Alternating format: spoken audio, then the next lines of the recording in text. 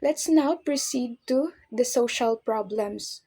There are many social problems that besets the country which may adversely affect its progress. So, the school has an important obligation to help minimize such problem if not entirely eradicate them. Ito ang mga malalaking problema ang hinaharap ng ating society. First is drug addiction. Ang drug addiction ay isa sa mga napakalaking social problems na kinakaharap ng ating bansa. Ang causes ng drug addiction ay membership or kapag nababarkada, naiimpluwensyahan. Next is sobrang paggamit. Some of the people uses drugs for medical purpose. Pero minsan sumusobra na ang paggamit na nagkukos ng drug addiction. Next is curiosity to the use of drugs. Next is frustration, victim of a pusher, yung iba biktima lang ng mga nagtutulak ng droga, removal of inhibition, boredom, at ignorance, walang alam. Evil effect of drugs. The personality of the addict becomes disorganized. Wala na sa ayos na pag-iisip. His physical health also deteriorates. Nasisira ang kalusugan. And the more he is addicted, the more he craves for drug. Mas lalong naa-addict dahil sa pagtitake ng drugs. Next is juvenile delinquency. Juvenile delinquency, it is the commission of antisocial acts by young persons, usually minor. So it may be in the form of disobedience, theft, robbery, hold up, rape, and even prostitutions. Some of the causes are congestion, frustration, joining a gang, psychological needs, poverty, kahirapan, idleness, lack of spiritual and moral values, hindi naturuan ng tama at mali. Next is lack of peace and order. What are the peace and order conditions in the country today? Every day we hear from the radio or read in the newspapers about killings, robbery, hold-ups, especially in jeepneys and passenger buses and taxis, rapes with homicide, etc. Some causes are ideology, poverty, get rich quick mentality, lack of spiritual and moral values, and effective law enforcement. Next is sex problems. Some causes of sex problems is premarital relation, pakikipagtalik sa hindi pa asawa. Next is extramarital relations or sexual activity between a married person and someone who is not their spouse.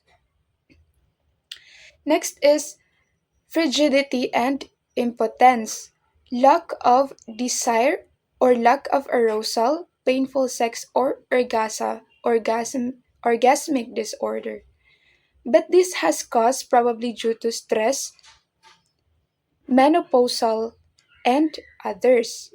Next is prostitution, someone being paid after the sexual activity. Sex problems in the country. So incest sexual intercourse or it is an intercourse between a close relatives. Wife swapping, pagpapalit ng asawa. Hippie family. So it refers to the adoption of free love principle. It rejects traditional monogamous marriage and sexual restrictions in favor of open relationship, communal living, and spontaneous sexual activity. Next is homosexuality.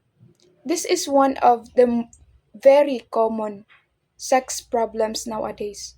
It is the romantic attraction or sexual attraction or sexual behavior between members of the same sex or gender. Next is the nymphomania. Nymphomania is historical, often stigmatizing term for female hypersexuality characterized for uncontrollable excessive sexual desire and acts. So the causes of sex problems is trial marriage, contraceptives, poverty, congestion, influence of movie stars or pornographies, desire for luxury. So many people engage in sexual activity in order to be paid and to have a luxurious life.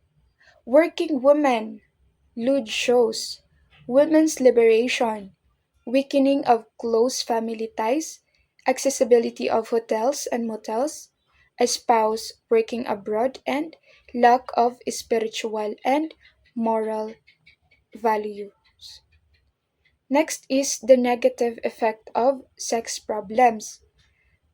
First is untimely pregnancy. This is one of the biggest issue that the society is facing today.